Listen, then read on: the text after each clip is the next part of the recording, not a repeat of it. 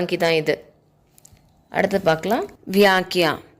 वसंत के विवाह के सिलसिले में उसका मित्र अनंत कृष्णदास नामक लालजी कंजूस सेठ से रुपये मांगे गए.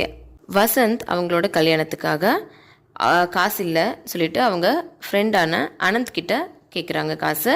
அனந்த் கிருஷ்ணதாஸ் கிட்ட கேட்குறாங்க. கிருஷ்ணதாஸ் ஒரு கிரீடியான ஒரு சேட்டு.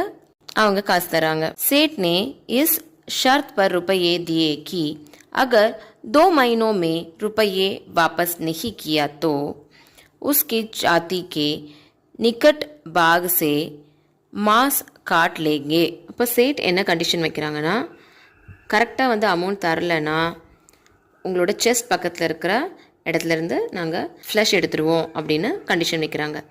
अनंत निर्धारित समय के अंदर रुपया नहीं दे सका तो सेठ न्यायालय गया. அப்போ அனந்தால் கரெக்டான சமயத்தில் காசு தர முடியல. சேட் என்ன பண்ணுறாங்க, நியாயாலயம் போகிறாங்க. நியாயாலயங்கிறது ஒன்றும் இல்லை, கோர்ட்டு. वसंत की पत्नी पद्मावती को जब इसका पता चलता है तो वह वसंत से इस प्रकार कहती है. இந்த விஷயம் வசந்தோட ஒய்ஃபான பத்மாவதிக்கு தெரிய வரும்போது அவங்க இப்படி சொல்கிறாங்க. என்னென்னா, பத்மாவதி अनंत को किसी भी तरह बचाना चाहती है.